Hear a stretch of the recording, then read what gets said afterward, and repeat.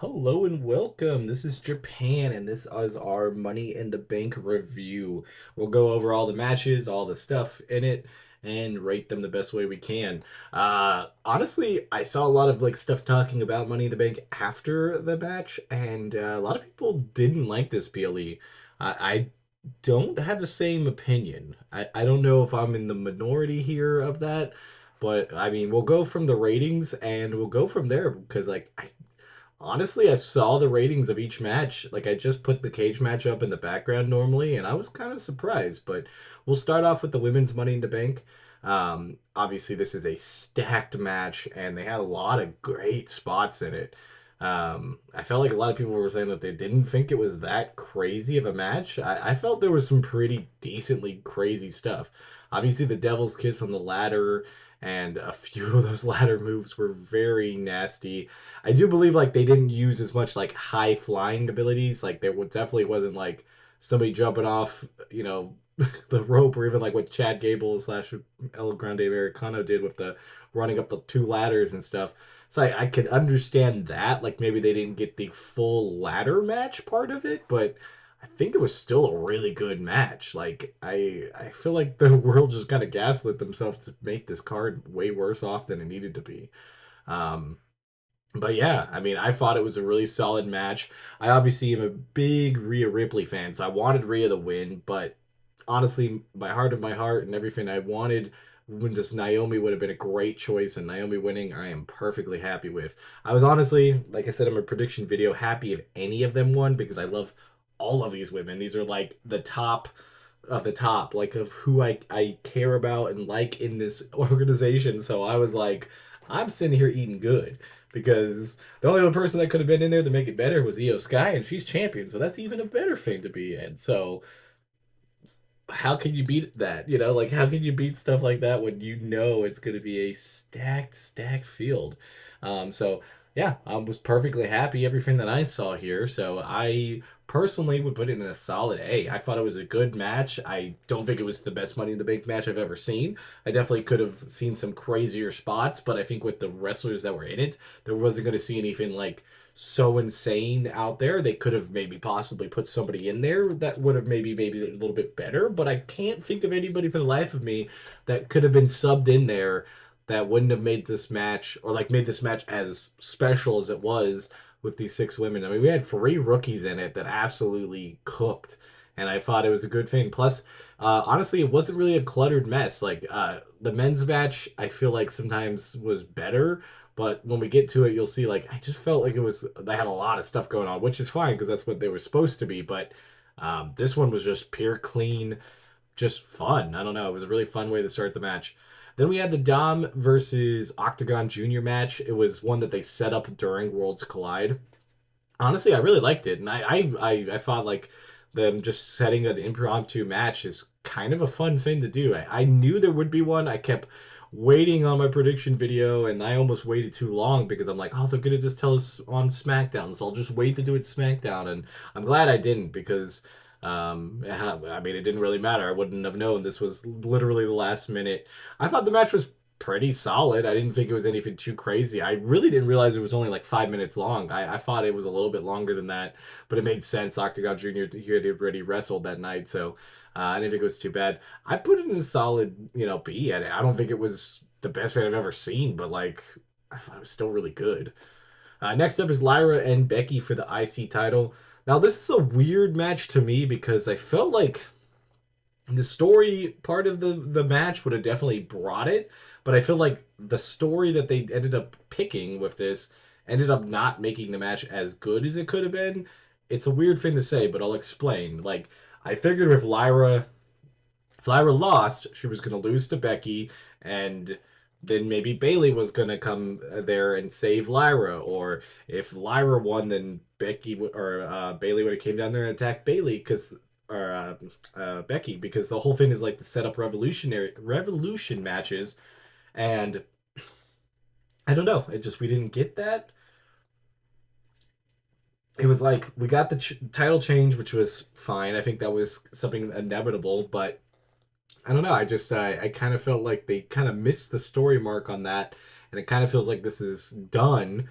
and over with, but we didn't get any type of payoff. I mean, obviously Bailey could still attack her or whatever, and maybe that's the whole thing. Like they announced Nikki Bella is going to be on Raw, and that's going to be what the match is Nikki Bella versus uh, Becky Lynch at Revolution. I'm down. Sign me up for that. But I guess it kind of felt like they missed some type of mark. Maybe they obviously have something else in mind. The match itself was really good. I still think I prefer their Backlash match over this match. The Backlash one just kind of felt a little bit more brutal. Obviously, there was a lot of crazy spots on here, but I think it was like they were both gassed out there because they just do good work together. I'm gonna put this up in A. I feel like it was a really, really good match.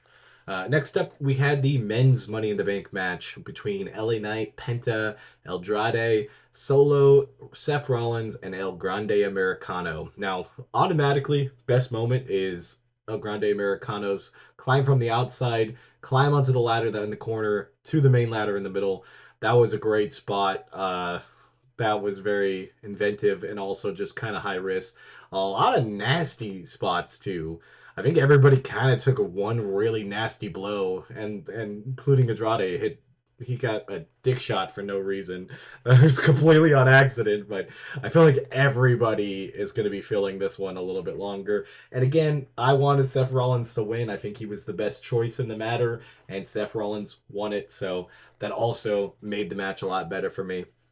By the end of it, I feel like the men's match did do it a little bit more for me than the women's match. When I first saw it and like was getting the progression, I kind of was still leaning towards the women's match, but then the men's match, I think at the very end, kind of just had it between all the stuff, and they just had so much craziness.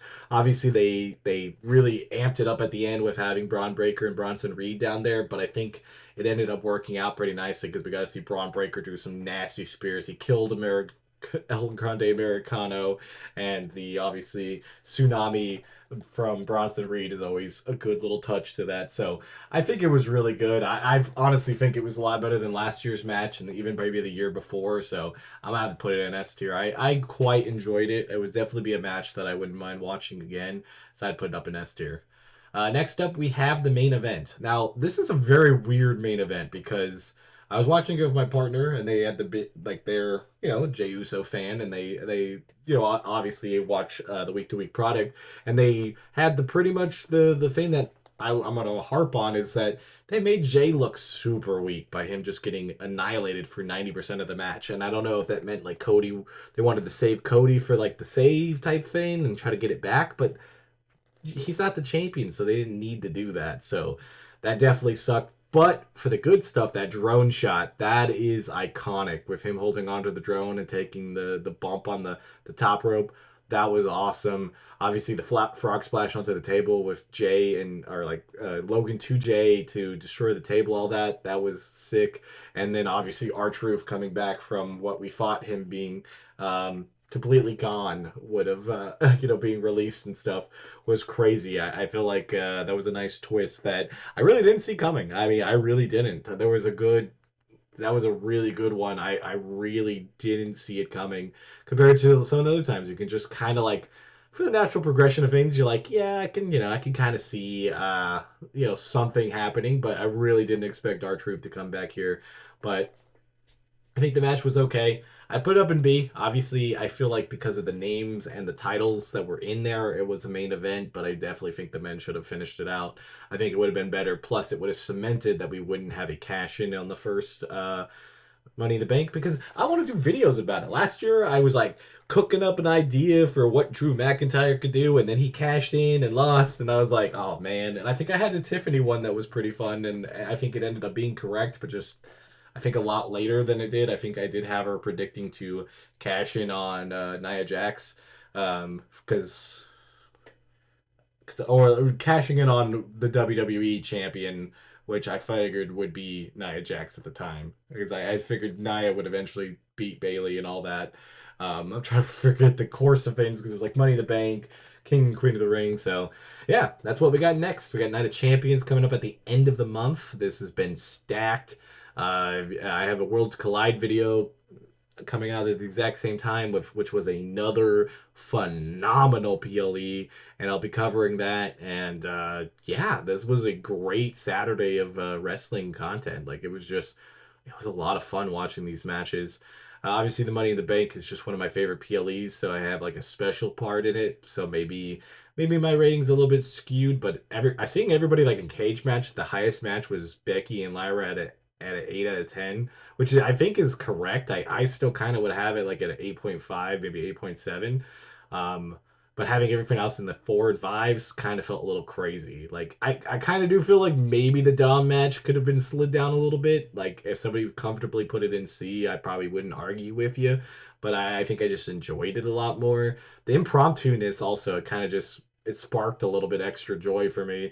And Octagon Jr. looked pretty good in there for having double duty and stuff. Also, like I should give some MVP awards for the men's Money in the Bank. It's Penta.